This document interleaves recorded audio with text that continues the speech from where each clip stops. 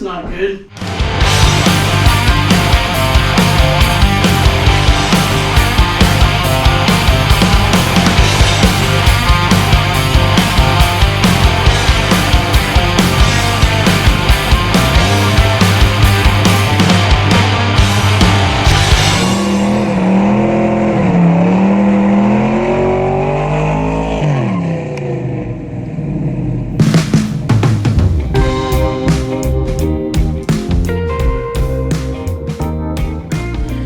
It has been quite a while since our Sonoma has been on the channel, and if you're not aware of this thing, this is our 92 GMC Sonoma GT, which is in the same family as the GMC Cyclone and Typhoon. It's kind of like the little underpowered two-wheel drive brother, because it's not turbocharged or all-wheel drive, but it is made by the same company that converted the Typhoons and Cyclones, which was called PAS. So it's a cool little truck. It's got an awesome body kit that's unique to it. There's only 806 of these made. We have I don't remember what number our truck is. I'd have to look it up. I'll put it in a little text somewhere, like maybe right here or something like that. But you haven't seen it in a long time, because shortly after I did a much needed tune-up and oil change to this thing, it developed a problem, and I'm probably gonna have to hook up the battery to show you guys that problem. But it has been kicking my butt, and one of the reasons that we haven't got anything done is because Bevo's been taking up way too much of my time. So it's time for me to see if I can't get this thing kind of figured out. So let me go ahead and drop the keys and put battery, hook up the battery, and start this thing and show you what's going on. All right, let me get this thing fired up. The starter does drag. That's another problem for another day. I think I already know what's wrong with that. See what I mean? There we go.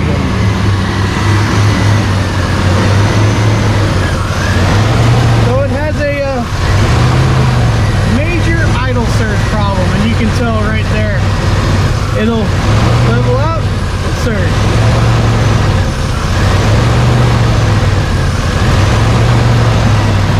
Now it's cold, so it's kind of going to go through its things, but eventually it gets very, very, very prominent. So I'll show you all that once it kind of gets there. All right, now it's doing a lot more consistently.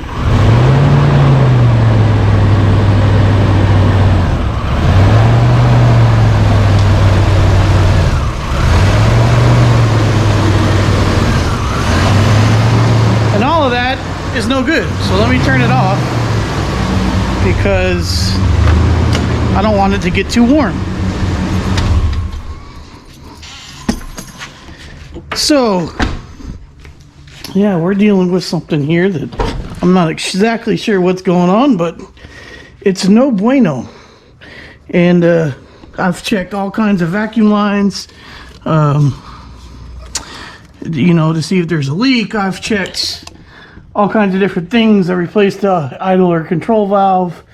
I replaced the this is the toggle position sensor, and apparently it could be many things, but a lot of people think it might be ignition related, and if so, maybe it's time to replace the distributor. Now, I'm doing the wrong thing the right way. What I mean by that is I'm throwing parts at it, and that's the wrong thing. But we do have some parts, like this distributor that we got from one of our other projects, and which is our 93 GMC Typhoon, which is Greg's vehicle, which hopefully, if we ever get some parts back from somebody that was supposed to fix it, we'll be on the channel before too long. But his truck's running pretty good, so we're gonna throw that distributor in it, because it's saying that that might be our culprit. I don't really know what else to do here, because this is an OBD1 truck. I don't have the diagnostic tools that I need to figure out what's going on. And well, you know, it's kind of just one of my last ditch efforts before we're finding out if it's something in the spider injection system or so forth from there. So why not? We have the part. It's not too big of a deal to put in. And I'll get started on that here shortly. And then I'll try to explain the situation on how I'm going to do that. But it's going to be kind of hard to see everything that's going on. So let me get some figuring out here and get some tools, and we'll get started.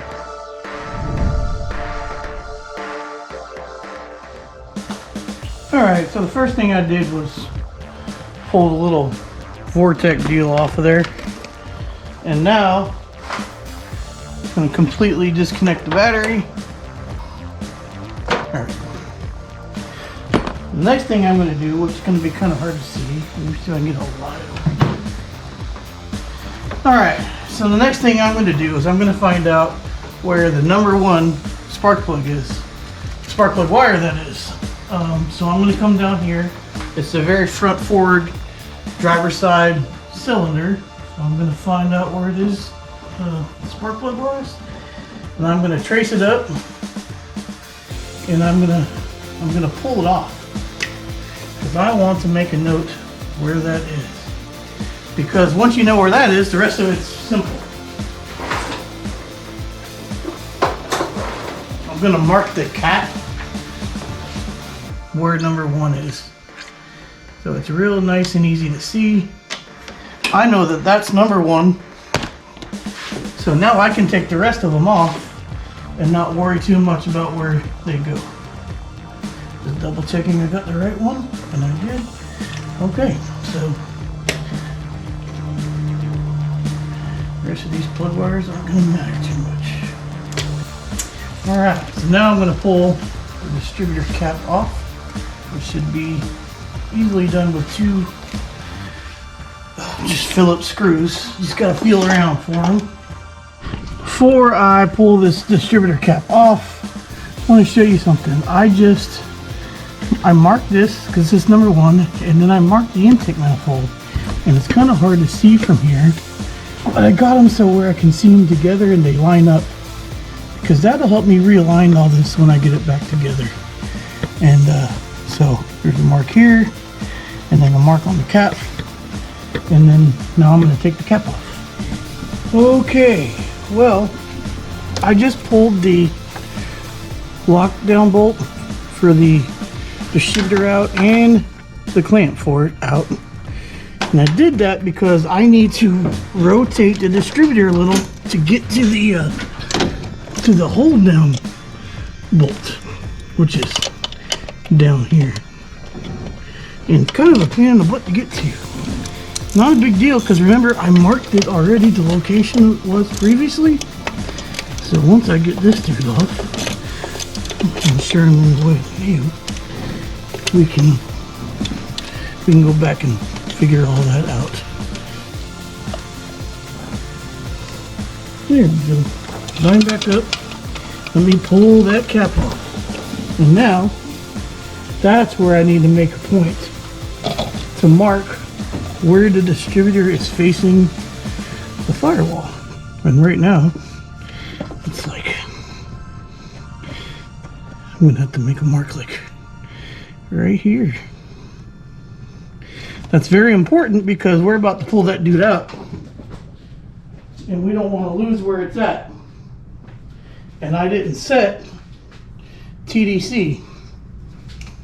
So, because we're just pulling it out where it's at, and not setting TDC, I'm going to try to make an imaginary line so I can see where it's pointing. And a little Sharpie mark on the firewall will help us identify that. And now with all that said, there's 2 plugs. I'm going to pull the first one off, and I'm going to pull the second one off, and I'm going to pull this dude out. Alright. And there it is. There's the distributor. There's the gasket there. It is. Okay. Now looking at this thing, I'm not exactly sure if there's anything wrong with it. There's no way to visually tell. I'm sure you can actually pull this right here that you plug into is the ignition control module, and you can actually pull that off and have it tested. But I figured since we're already kind of there trying to get the distributor replaced, there's no reason I'm doing that at the moment. So I'm just going to put this off to the side, and I'll show you all the new one if I can find it. There it is. Here's our new nice healthy distributor. It looks to be in good shape. I'm going to pull the cap off, obviously, and I'm going to put some oil on that and around that O-ring there. Looks like this one doesn't have an O-ring, so I'm not sure if that's going to be an issue or not. Hope not, but yeah. Check this out. I just pulled that distributor out and was looking over everything. These two wires right here, it's kind of hard to see, of course, right? They run to the distributor, and it might be easier to see without that line. If you look right here, that dude is way frayed and hanging on by a thread. And this one goes from the distributor to the coil. And luckily, it can come off. So let me show you all that in a little bit better light. Look at that. That's not good.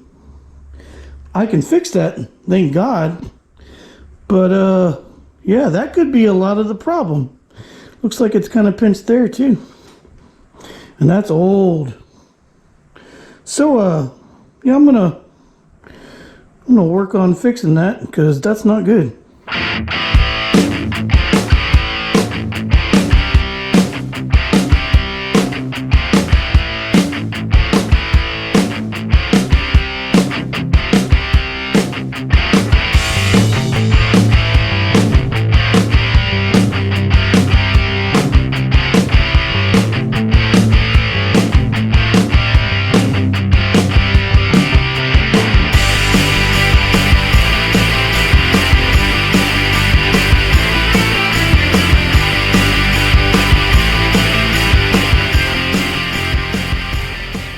Alright, I got a new cable made. Not new, but I lengthened it and fixed that problem where it was broken.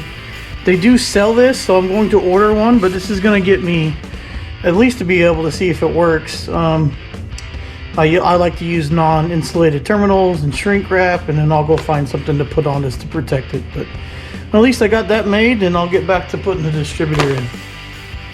Alright, now that I have this cable done, I'm not going to worry about that at the moment. New distributor. I need to pull the distributor cap off. Where did I put the tools for that?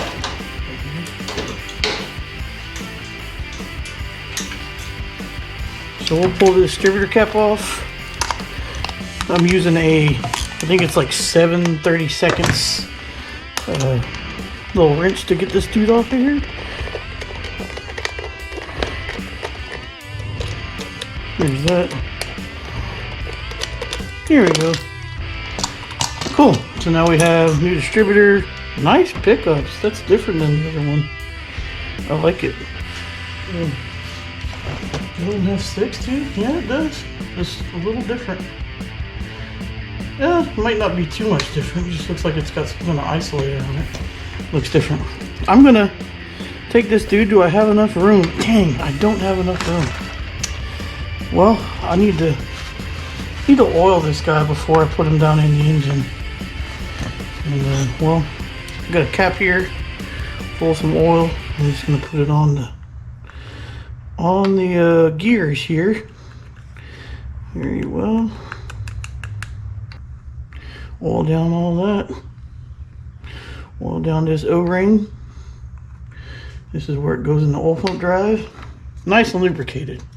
So now, I should go to the right. Okay, let's get this dude ready to go in.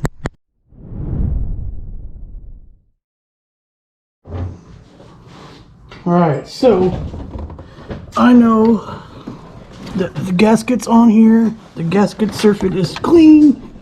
And I'm going to go ahead and drop this guy down in here with the ignition control module facing that way. And now it's my job to try to get it to line up in the gear. Now it went all the way down, and that's good, or almost all the way down. But I actually need it to come back a little bit more before it goes down. Oh boy.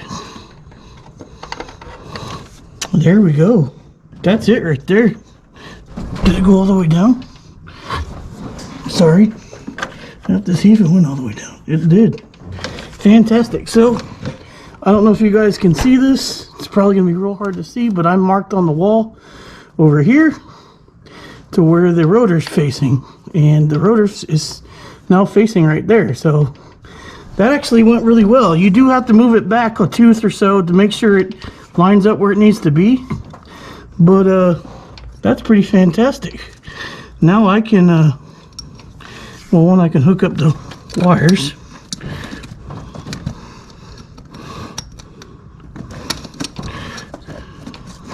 Maybe. There's one. Hooked up. Woo! Halfway there. So now I'm going to put the distributor clamped on it, the bolt in it, and put all the cap back on it and all that jazz, and then I'll show you what we do from there. Alright, we're close. Distributor cap is on. New wire I got plugged in. Or not new wire, but repaired wire, right? And I want y'all to remember this. It's kind of hard to see, so I'll just say it out for you. But what I'm doing is I'm looking up the firing order for this truck, which is 165432. Let me double check. Yep, 165432. All right, here is why that number is going to be necessary, or helpful, I should say, is because, let me find it again. This is the number 1 cylinder, and I'm following the wire up, and I know it's this wire here. And number 1 was facing very frontwards on the intake. Let me double check. Doesn't hurt to double, triple check these things. Yeah, that's 1. And then there's 3, and then there's 5. Okay, so one goes here, up. Yep, okay, 1. So now what I'm gonna do is follow the firing order for the rest of these things. So it's not too big of a deal. You go 1, this will be spark plug number 6, spark plug number 5, spark plug number 4, spark plug number 3, and spark plug number 2. And when you're looking at the engine on the driver's side, which is, you know, this side, you have cylinder 1, 3, and 5, so all odds, and then 2, 4, and 6. So I'm going to go 1, 6, which is the rear cylinder over here. Now 5, which is the rear cylinder on this side. Here we go. We're going to go 4, middle cylinder on this side. I think this is 4.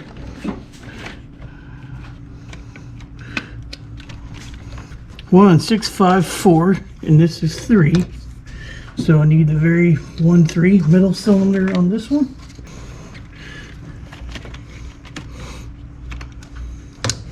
Well, that's 3, and now we need 2, which is the very front cylinder.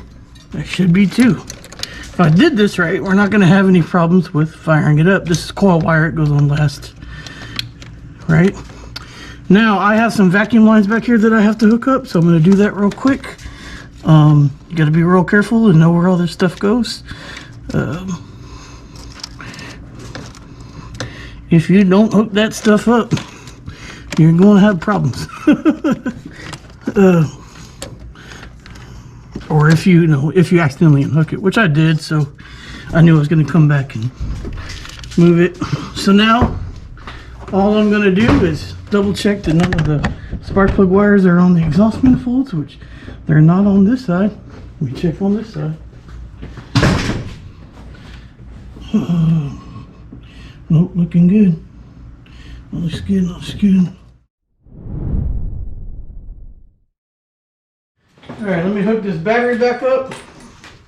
and see if we're close at least. Oh no, I spilled oil everywhere. Okay, y'all, wish me luck here.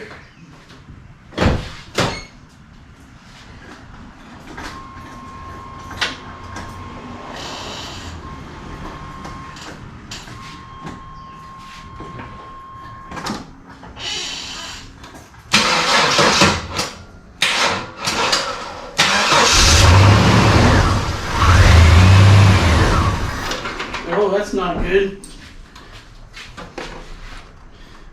Did I miss anything? Definitely not fixed. I don't think. That sucks.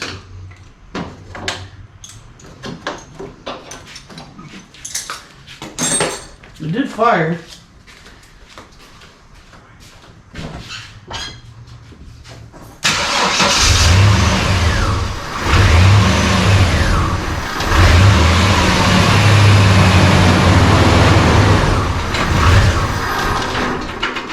Wow, it's not happy at all. I wonder if let me double check my firing order. Well,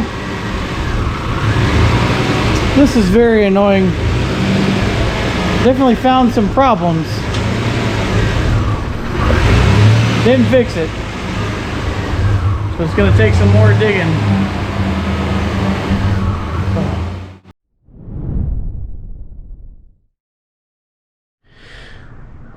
Well, the Sonoma GT has full-on defeated me.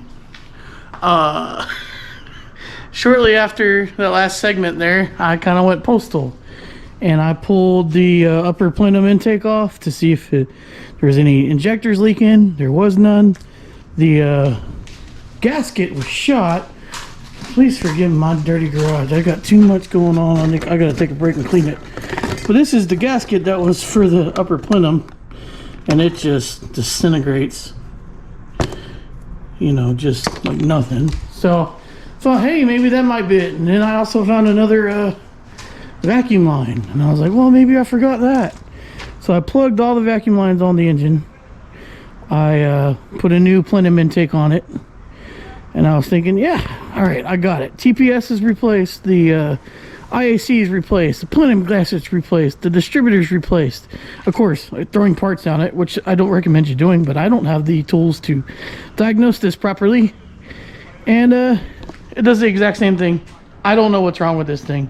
It's gonna take somebody that really knows these OBD1 4.3s to figure it out. I don't know if the injector is bad. There's a lot of things that could be going on. So there's a lot of things that we got to think about, because do we want to fight with this system the way it is, right? Or do we go ahead and make a move to a Holly Sniper with an intake or something to that extent? So that's where I'm at right now. We do have some extra parts for this thing that I'll have to show you another time. I'll just leave it there. But I really want to drive it. I'm going to try a couple more things. I'm going to go ahead and replace the map sensor. Even though I tested it and the voltage is good, I'm going to replace the coolant temp sensor, because that could also be it. I don't think that's going to fix anything. It might be a bad PCM. I don't really know. But we really want to drive it this summer, so I've got to get that figured out. All right, well, I'm going to leave it off there. If you want to see more of our struggles, which have been a whole lot lately, or maybe some of our successes like Sick Week and Rocky Mountain Race Week 2.0 and the Dakota and some of the other projects, and you have not yet subscribed yet, please consider doing so. We would certainly appreciate you to have you along the way. I say this a lot, but I truly mean it. You know, there's nothing more valuable than somebody's time. So if you're taking your time out to watch these videos, we certainly thank you, and we hope you watch some more. We've got a lot of projects coming up. We've got some things that are getting down to the wire to where they need to be starting to get torn down. And one of those is a project we really haven't started yet. We've only talked about. So getting excited about that. The Sonoma GT is going to be here. We're trying to get this ready for the summer. I got some cool parts for it, but until it's running, I'm not going to put those on as far as handling goes. But anyway, got a whole lot going on. We appreciate you, and I'm going to get on with it. Until next time, you know the deal. Y'all be good.